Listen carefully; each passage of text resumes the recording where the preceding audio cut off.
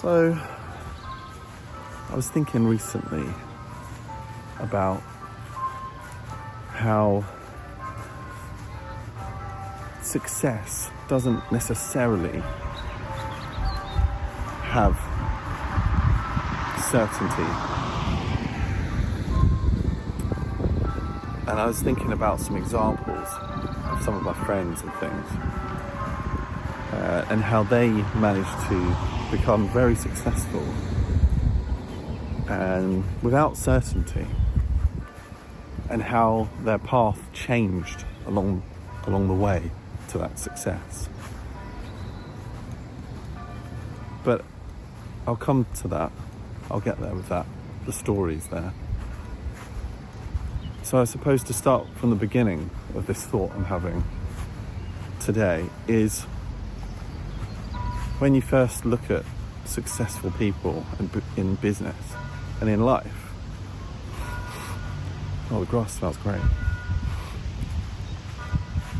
You kind of look at their journey and think, how did they do that?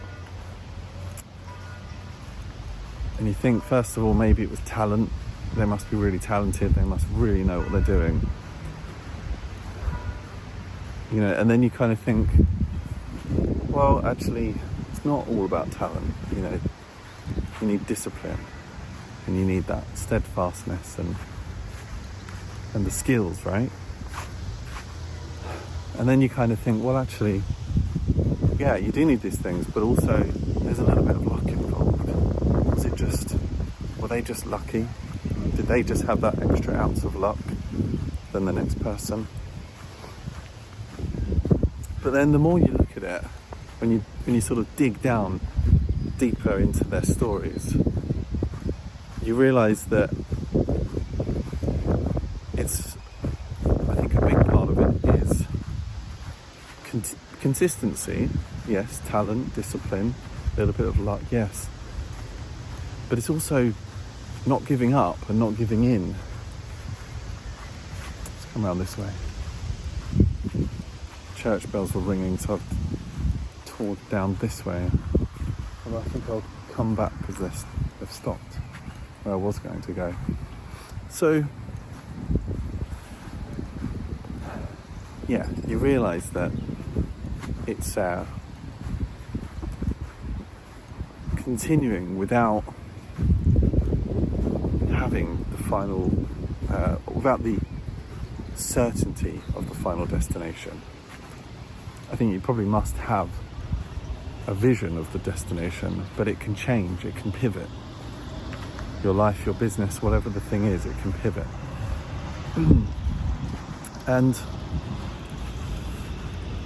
continuing, not giving up on your vision and allowing it, the market and whatever's in front of you, before you, to have some influence on the direction and to kind of take that path of least resistance.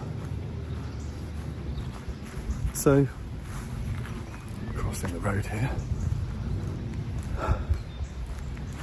heading up towards the church. What I'm talking about is, for instance, I've got several friends. I've got quite a lot of friends who are very successful, actually. It's good to hang around with people like that. One of them, for example, when we were younger, when we were like in our 20s, he wanted to be a graphic designer. And if you'd asked him 20 years ago what he's going to be, he would absolutely have said graphic designer. That was his thing, his dream. That was where he believed his true talent lay and all this. Great. Fast forward 20 years now, 20 plus years actually, he's running a signage company. So there's clearly a correlation there. But it's also a great example of how he didn't just get stuck and fixated on that one path. He went in that direction. Oh, made me jump. he went in that direction, but he allowed the market to sort of reveal to him, look, this is the way to go here. He started, trying to, there goes the church. He was trying to approach lots of businesses, doing graphic design, doing websites for them, logos, things like that, cards, and he was doing that. But at some point, he realised that the signage company was the way to go. So another friend of mine, musician, of course I know lots of musicians. I'm going to walk slowly so we don't get to the church too soon with those bells ringing. But a musician friend of mine just wanted to be a touring musician on stage. And again, over 20 years ago, he would have said that through and through. That's his thing. That's all he's going to do. Great vision, but he found that on his journey, playing gigs and shows and being on stage, he met lots of other musicians, as you would, and they started asking him if he would help with recordings, and then further than that, just producing their music. And he found that he was doing that more and more, and that he quite liked it as well. But not only that, again, the market was showing him this is actually where the demand is, that still meets that skill set. And so today, he's a full-on, fully fledged, really successful producer. And he doesn't play any live gigs. And a third example I've got, before we get to the church, is another friend of mine. She wanted to be a teacher, and she did become a teacher. And actually, she did progress through that for some time in her career as a teacher, and she built up to quite a high position. But then she found that people, friends and colleagues would ask her to kind of coach them on things like leadership, because she was very much into those topics as well, leadership and business.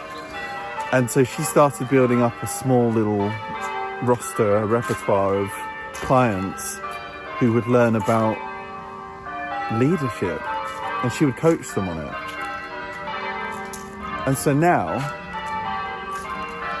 that's what she does full time. She's a full-time coach. Well, the church is really going off, isn't it? So I wanted to just leave you with that thought that yes, have talent, yes, have discipline, have your vision, have some luck, but be aware that the market can also help guide you and help show you where to go. And so before we get too close to these church bells, I'm going to leave it there. And as always, get clear and get going.